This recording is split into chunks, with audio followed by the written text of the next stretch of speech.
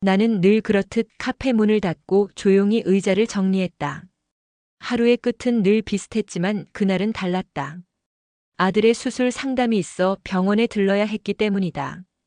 이제 26이 된 아들은 어릴 적부터 심장이 약했다.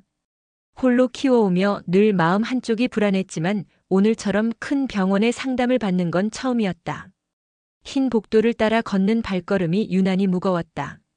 카페에서 손님을 맞이할 때는 밝은 얼굴을 유지했지만 병원이라는 공간은 나를 작아지게 만들었다. 차가운 공기, 바쁘게 오가는 사람들, 멀리서 들려오는 기계음까지. 모든 것이 낯설고 불안했다. 아들과 함께 의사와 이야기를 나누고 나와 복도를 걷던 그때였다. 문득 시선이 멈췄다. 환자복을 입은 한 남자가 창가에 앉아 있었다. 창백한 얼굴, 앙상하게 마른 어깨, 그러나 여전히 또렷한 눈매. 나는 본능적으로 그가 누구인지 알았다. 강민호. 내 전남편. 심장이 세차게 요동쳤다. 15년 전 그와 이혼한 뒤 단 한 번도 마주치지 않았다. 사진으로도 소문으로도 듣지 못했다. 그렇게 내 삶에서 완전히 사라진 줄 알았다. 그런데 지금 이 병원 복도 한가운데서 환자복 차림으로 앉아있는 그를 보게 될 줄은 상상조차 못했다. 나는 순간 발걸음을 멈췄다. 하지만 시선은 떼지 못했다. 시간이 멈춘 것 같았다. 내 안의 기억들이 홍수처럼 밀려왔다. 결혼 초 함께 살던 작은 전셋집의 풍경. 아이가 태어나던 날 민호가 눈물로 나를 안아주던 기억. 그러나 곧이어 찾아온 불신의 그림자. 잦은 외박, 설명되지 않는 지출, 늦은 귀가. 나는 그 모든 것을 외도의 증거라고 확신했고 결국 등을 돌렸다. 15년 동안 나는 그를 배신자로 여겼다. 아들도 아버지를 증오했다. 우리 모자는 서로에게 약속했다. 다시는 그 사람 이야기를 꺼내지 않겠다고. 그 약속을 지키며 살아왔는데 지금 내 눈앞에 그가 있었다. 민호도 나를 본 모양이었다. 놀란 듯 눈이 커지더니 곧 담담히 웃었다. 하지만 그 웃음은 예전의 여유로운 표정이 아니었다. 어딘가 힘겹고 오래된 피로가 묻어나는 웃음이었다. 나는 도망치듯 시선을 돌리려 했지만 다리에 힘이 빠져 움직일 수가 없었다. 아들이 내 손을 잡았다. 엄마, 괜찮아? 나는 억지로 웃으며 대답했다. 응, 괜찮아. 하지만 괜찮지 않았다. 가슴 속에서 터져나오는 감정은 분노도 아니고 슬픔도 아니었다. 그저 설명할 수 없는 혼란.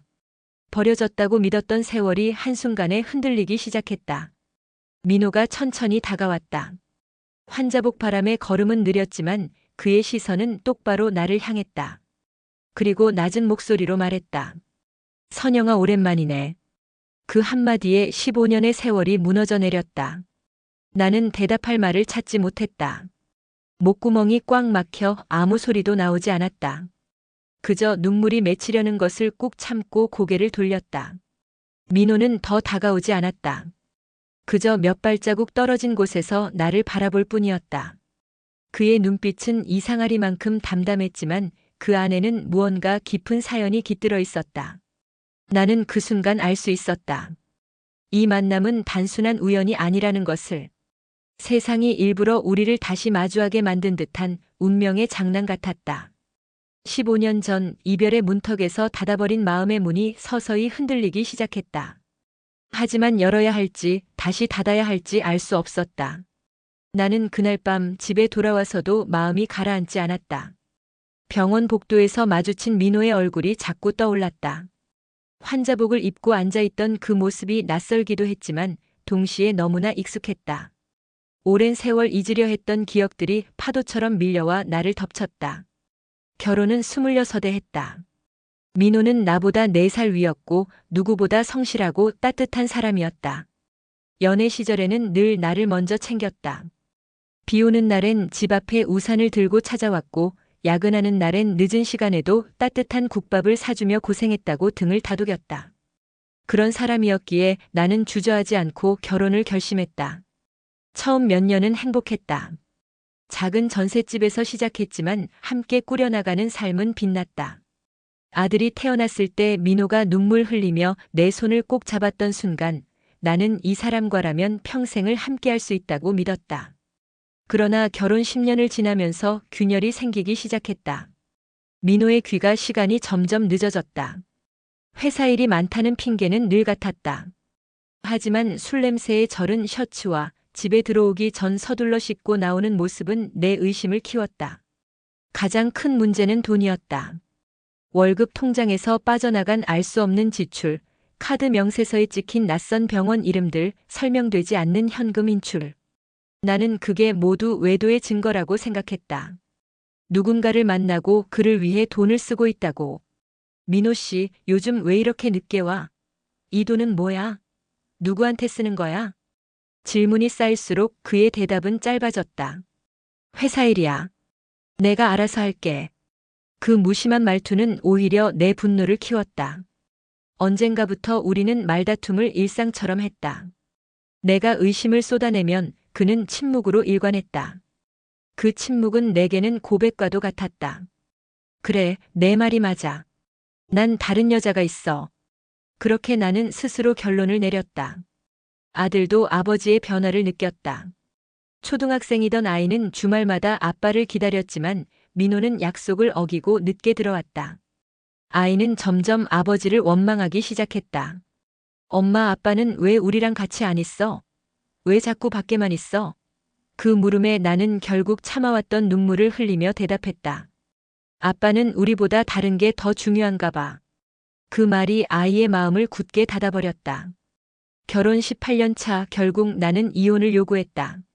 민호는 끝까지 아무런 해명을 하지 않았다. 단지 고개를 숙인 채 사인을 했다. 그 무표정한 얼굴이 나를 더욱 확신하게 만들었다. 그래, 역시 다른 여자가 있었던 거야. 그러니까 이렇게 아무 말도 못하는 거야.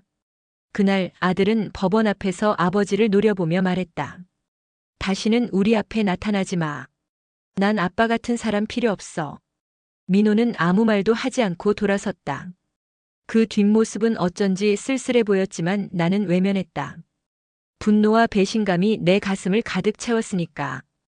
이혼 후의 세월은 고단했다. 카페를 열어 생계를 꾸렸고 아들을 키우기 위해 온 힘을 쏟았다. 이웃들은 늘 말했다. 선영 씨 대단하다. 혼자서 아들 그렇게 잘 키우다니. 나는 웃으며 고개를 끄덕였지만 속으로는 늘 허전했다. 사랑받지 못했다는 상처, 버림받았다는 분노가 내 삶을 지배했다. 아들은 커가면서도 아버지 이야기를 꺼내지 않았다. 대학 입학 날에도 군대 가던 날에도 늘 내 손만 꼭 잡았다. 나는 그 손을 잡으며 생각했다. 그래, 민호는 우리를 버렸지만 우리는 서로 지켜냈다. 그렇게 믿으며 살았다. 그런데 오늘 병원에서 마주한 그의 얼굴은 내가 기억하던 모습과 달랐다. 환자복 차림, 수척한 몸, 힘겨운 웃음. 그 모습은 외도와 배신을 일삼던 남자가 아니라 오랜 고통을 견뎌온 사람처럼 보였다. 나는 혼란스러웠다. 지난 15년 동안 내가 붙들고 있던 증오가 흔들리기 시작했다. 혹시 내가 잘못 본 건 아닐까? 그 모든 게 다른 이유였던 건 아닐까? 하지만 이내 고개를 저었다. 아니다. 이미 지나간 일이다. 내 삶은 그 사람 없이도 흘러왔고 이제 와서 달라질 건 없다. 나는 그렇게 스스로 다짐했지만 가슴 깊은 곳에서 묘한 두려움과 슬픔이 동시에 고개를 들고 있었다. 며칠 동안 나는 병원에서 본 민호의 얼굴을 잊을 수 없었다. 그저 스쳐 지나가는 인연이라면 외면하고 넘어갔을 것이다. 하지만 그의 눈빛은 무언가 말을 걸고 있었다. 아직 끝나지 않은 이야기, 내가 알지 못했던 비밀이 남아있음을 암시하는 듯 했다. 아들의 수술 상담이 끝난 날 다시 병원을 찾았다. 복도 끝 병실 문 앞에 서니 심장이 두근거렸다. 손잡이를 잡은 채 한참 망설였다. 들어가야 할까, 돌아서야 할까? 그러나 결국 문을 열었다. 민호는 침대에 앉아 있었다. 산소가 연결된 기계 소리가 일정한 리듬으로 방 안을 채우고 있었다. 그는 나를 보자 조용히 미소 지었다. 그 미소는 힘겨웠지만 분명 나를 기다리고 있었던 것 같았다. 왔구나, 선영아. 나는 대답하지 않았다. 대신 조심스럽게 병실 안으로 들어와 의자에 앉았다. 가까이서 보니 그의 얼굴은 더 수척했다. 피부는 창백했고 손등에는 주사바늘 자국이 가득했다. 나는 속으로 중얼거렸다. 저 사람이 정말 내가 알던 그 사람 맞나? 잠시 침묵이 흐른 뒤 민호가 입을 열었다. 15년 전 내가 왜 날 떠났는지 알아. 내가 무슨 짓을 했다고 생각했는지도 알아. 그의 목소리는 낮고 떨렸지만 또렷했다. 나는 차갑게 대답했다. 알 거면 왜 아무 말도 하지 않았어? 왜 해명조차 안 했어? 우리 아들을 그렇게 버려두고. 민호는 고개를 숙였다. 잠시 숨을 고른 뒤 천천히 진실을 꺼냈다. 나는 널 버린 게 아니었어. 그때 난 이미 병에 걸려 있었어. 심장에 희귀병이 찾아왔다는 진단을 받았지. 완치도 뚜렷한 치료법도 없는 병이라고 했어. 나는 숨이 멎는 듯 멍해졌다. 귀에 들리는 그의 말이 현실로 다가오지 않았다. 처음엔 믿기지 않았어. 건강하다고 생각했는데 의사가 말하더군. 시간이 지나면 심장이 점점 약해질 거라고. 수술은 가능하겠지만 성공 확률은 낮다고. 민호는 눈을 감았다가 떴다. 그 눈가에 번진 고통은 단순한 아픔이 아니었다.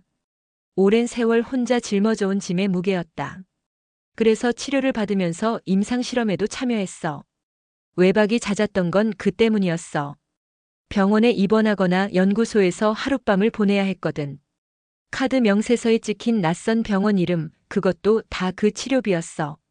나는 손끝이 차갑게 얼어붙는 것을 느꼈다. 그토록 외도로 확신했던 흔적들이 전혀 다른 이야기로 바뀌어가고 있었다. 왜 그걸 말하지 않았어? 내 목소리는 떨렸다. 민호는 조용히 웃었다. 말하면 뭐가 달라졌을까? 내가 내 옆에서 병든 남편을 평생 간호해야 했을 거야. 난 그게 싫었어. 내 인생을 내 병으로 망치고 싶지 않았어. 나는 숨이 막혀 아무 대답도 하지 못했다. 머릿속에서 수많은 기억들이 뒤집혔다. 외도라고 확신했던 그 밤들, 돈 때문에 싸웠던 날들, 아들이 울며 아버지를 원망하던 순간들. 그 모든 게 전혀 다른 의미로 바뀌고 있었다. 민호는 한숨을 쉬며 말을 이었다. 내가 원망해도 괜찮았어. 그게 오히려 편했어. 원망하면 미련도 없어지니까. 하지만 우리 아들은 늘 내 옆에 안전하게 있다는 걸 알았기에 그걸로 충분했어. 그의 눈빛은 담담했지만 그 안에는 아들을 향한 깊은 사랑이 배어 있었다. 나는 그제야 알았다. 15년 동안 내가 붙들고 있던 증오가 얼마나 허망한 것이었는지를. 눈물이 터져 나왔다. 억지로 참으려 했지만 멈출 수 없었다. 그럼 나는 15년 동안 널 원망하며 혼자 분노 속에 살았단 말이야?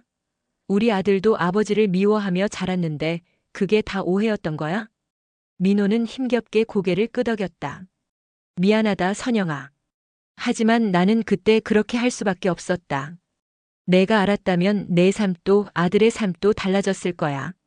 내가 원했던 건 적어도 너희가 내 병 때문에 무너지지 않는 거였어. 나는 그 앞에서 무너졌다.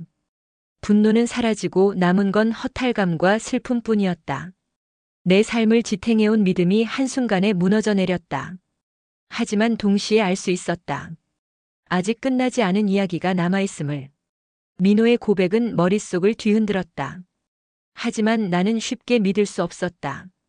15년 동안 굳어진 의심과 원망은 단순한 말 몇 마디로 사라지기엔 너무 깊었다. 그래서 나는 스스로 확인해야 했다. 며칠 뒤 나는 용기를 내어 병원 진료 기록과 과거의 자료들을 찾아보기로 했다. 접수 창구 앞에서 손이 떨렸지만 끝내 입을 열었다. 혹시 환자 강민호 씨 기록을 확인할 수 있을까요? 전 그 사람의 가족이었습니다. 직원은 잠시 망설였지만 사정을 설명하자 일부 자료를 보여주었다. 화면 속에는 낯익은 이름과 함께 오래된 기록들이 빼곡히 적혀 있었다. 심장 희귀병 진단, 임상실험 참여, 수차례의 입원 및 퇴원. 날짜는 정확히 내가 의심하던 그 시기와 맞아떨어졌다. 나는 모니터를 붙들고 한참 동안 눈을 떼지 못했다. 가슴이 무너져 내리는 소리가 들리는 듯 했다. 그가 외박하던 날들, 카드 명세서에 찍혔던 병원 이름들, 설명하지 못했던 지출. 모든 것이 병과 싸우기 위한 흔적이었다. 그럼 내가 15년 동안 붙들고 있던 분노는 도대체 뭐였단 말인가? 나는 그 자리에 주저앉고 싶었다. 눈물이 터져 나왔지만 억지로 삼켰다. 주변 사람들이 이상하게 볼까 두려웠다. 하지만 마음은 이미 산산이 조각난 상태였다. 집으로 돌아오는 길 머릿속이 복잡했다. 그동안 나는 스스로를 피해자라 여겼다. 남편에게 버림받고 배신당했다고 믿었다. 아들에게도 그렇게 말해왔다. 그런데 진실은 정반대였다. 버린 게 아니라 숨기려 했던 것이고 배신이 아니라 희생이었다. 나는 밤새 뒤척였다. 눈을 감으면 민호의 얼굴이 떠올랐다. 담담하게 웃으며 말하던 그의 목소리. 내가 원망해도 괜찮았어. 대신 우리 아들은 내 옆에서 안전하니까. 그 말이 가슴 깊숙이 파고들었다. 다음 날 다시 병실로 갔다. 민호는 창가에 앉아 있었다. 창문 너머 햇살이 그의 어깨에 내려앉아 더 수척해 보였다. 나는 문 앞에서 한참을 서 있다가 조심스럽게 다가갔다. 민호 씨 미안해. 내 입에서 나온 말은 의도치 않은 고백 같았다. 지난 세월 동안 쌓아온 분노가 허물어지며 터져나온 한마디였다. 민호는 고개를 돌려 나를 바라보더니 천천히 미소 지었다. 내가 미안할 게 뭐가 있어. 원망할 만했어. 내가 말하지 않았으니까. 그의 담담한 태도는 오히려 더 큰 슬픔으로 다가왔다. 나는 고개를 떨구며 눈물을 흘렸다. 그럼 난 15년 동안 널 원망하며 혼자 분노 속에 살았단 말이야? 우리 아들도 아버지를 철저히 미워하며 자랐는데 그게 다 헛된 오해였어? 민호는 잠시 침묵하다가 낮게 대답했다. 그게 내 삶의 전부가 아니었으면 좋겠다. 내가 나 때문에 힘들었던 건 사실이지만 아들을 잘 키워냈잖아. 그게 가장 중요한 거야. 그의 말에 나는 가슴이 저며왔다. 그토록 미워했던 사람이 여전히 아들과 나를 걱정하고 있었다. 분노가 사라지고 허탈감이 몰려왔다. 내가 믿어온 모든 것이 무너져 내렸고 그 자리에 진실이 자리 잡았다. 나는 눈물을 닦으며 고개를 끄덕였다. 더 이상 부정할 수 없었다. 내 앞에 앉아있는 이 사람은 배신자가 아니었다. 15년 동안 병과 싸우며 나와 아들을 지키려 했던 한 인간이었다. 그날 내 안에서 단단히 굳어있던 오해가 무너졌다. 그리고 그 잔해 위에 새로운 감정이 싹트기 시작했다. 슬픔과 후회, 그리고 아주 작은 이해의 씨앗. 민호의 병세는 이미 깊어 있었다. 의사는 차갑지만 담담한 목소리로 말했다.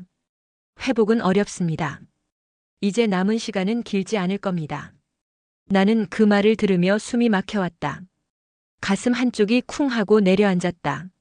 15년의 오해를 풀었지만 이제 함께할 시간은 너무도 짧았다.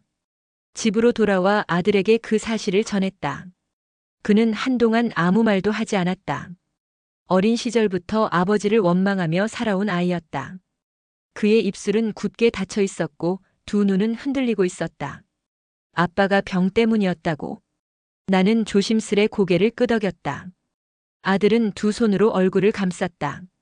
잠시 후 떨리는 목소리가 흘러나왔다. 나는 아빠를 평생 미워했어. 우리를 버렸다고 믿었으니까. 근데 그게 아니었다면 내가 뭘 한 거야? 왜 그렇게 쉽게 미워했을까? 나는 아들의 손을 잡았다. 잘못한 게 아니야. 우리 둘 다 몰랐잖아. 그 사람은 끝까지 말하지 않았으니까. 아들은 고개를 끄덕였지만 눈가에는 눈물이 번졌다. 그 눈물은 어린 시절부터 쌓아온 오해와 증오가 허물어지며 흘러나오는 듯 했다. 그날 이후 우리는 매일 병원을 찾았다. 민호는 우리를 보며 미소 지었다. 몸은 점점 약해졌지만 그의 눈빛은 오히려 따뜻해졌다. 아들은 처음엔 말이 적었지만 시간이 지날수록 아버지와의 대화를 늘려갔다. 아버지 그동안 미워해서 죄송해요. 그 말에 민호는 천천히 고개를 저었다. 아니야. 당연한 거야. 넌 아무 잘못 없어. 오히려 잘 커줘서 고맙다. 아들은 눈물을 훔치며 민호의 손을 잡았다. 그 손은 차갑고 힘이 없었지만 아버지의 따뜻한 온기가 여전히 남아 있었다. 나는 그 장면을 보며 숨이 막혔다. 오랫동안 끊겨있던 혈맥이 다시 이어지는 듯한 순간이었다. 나는 병실 한켠에서 그들을 지켜보다가 조심스레 말했다. 민호 씨 미안해. 너무 늦게 알았어. 당신이 얼마나 힘들었는지, 왜 말하지 않았는지. 민호는 나를 향해 미소 지었다. 내가 알았으면 내 인생이 달라졌겠지. 하지만 난 그걸 원하지 않았어. 내가 웃을 수 있기를 바랐어. 우리 아들이 안전하길 바랐어. 그걸로 충분했어. 그의 목소리는 점점 약해졌지만 그 안의 진심은 분명했다.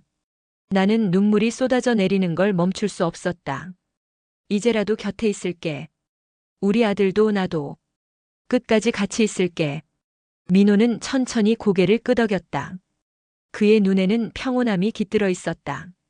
마치 오래 짊어졌던 짐을 내려놓은 듯한 표정이었다. 그날 밤 아들은 아버지의 침대 옆에서 밤을 새웠다. 나는 창가에 앉아 두 사람을 바라보았다. 세월 동안 쌓인 오해와 분노가 사라지고 그 자리에 남은 건 눈물과 사랑뿐이었다. 민호는 힘겹게 속삭였다. 아버지라고 한 번만 불러줄래? 아들은 잠시 망설였지만 결국 떨리는 목소리로 말했다. 아버지. 그 한마디에 민호의 눈가에 눈물이 고였다. 그는 아들의 손을 꼭 쥐며 속삭였다. 고맙다. 이제 됐다. 그 순간 나는 깨달았다. 우리 가족은 너무 늦게야 진실을 알았지만 아직 기회는 남아 있었다. 남은 시간이 짧을지라도 그 시간만큼은 진실로 연결되어야 한다는 걸. 나는 민호의 다른 손을 꼭 잡았다. 차갑지만 여전히 살아있는 체온이 전해졌다. 그 온기가 나를 울렸다. 나는 마음속으로 다짐했다. 마지막까지 함께하자. 이 사람을 혼자 두지 말자. 그날 병실 안에는 세 사람의 손이 맞닿아 있었다. 오해와 원망으로 찢어졌던 시간들이 마침내 화해의 눈물로 이어졌다. 병실 창가로 따스한 햇살이 스며들었다. 겨울의 끝자락이었지만 그 빛은 유난히 포근했다. 민호는 휑한 어깨에 햇살을 받으며 조용히 숨을 골랐다. 창백했던 얼굴 위로 은은한 빛이 내려앉자 마치 오랜 고통을 잠시 잊은 듯 평온해 보였다. 나는 그의 옆에 앉아 손을 꼭 잡았다. 차갑지만 아직 살아있는 체온이 손바닥에 전해졌다. 아들은 반대편에 앉아 아버지의 손을 함께 감싸주었다. 세 사람의 손이 서로를 이어주며 하나의 고리를 만들었다. 오랫동안 끊어져 있던 가족의 끈이 마침내 다시 이어진 듯 했다. 창밖에는 아이들이 뛰어놀고 있었다. 그들의 웃음소리가 병실 창문 너머로 들려왔다. 나는 그 소리를 들으며 마음속으로 중얼거렸다. 우린 너무 늦게 진실을 알았구나. 하지만 늦게 온 진실이라도 이렇게 우리의 시간을 눈부시게 만들어주네. 민호가 힘겹게 입을 열었다. 선영아 고마워. 이렇게 다시 볼 수 있을 줄 몰랐어. 나는 눈물이 고인 눈으로 고개를 저었다.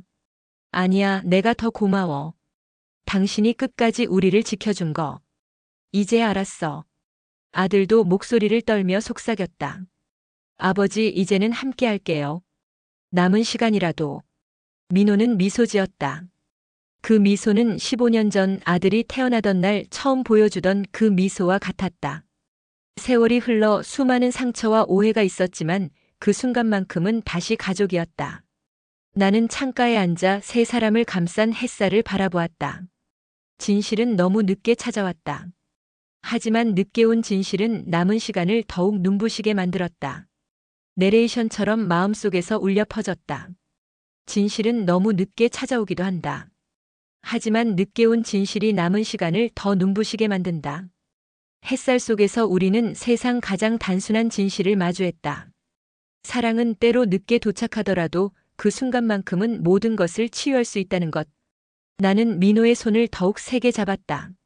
아들도 따라 손에 힘을 주었다. 병실 안은 고요했지만 동시에 충만했다. 오해와 원망으로 가득했던 세월이 눈물과 용서로 녹아내린 자리였다. 우리는 알았다. 앞으로 길지 않은 시간이 남아있음을.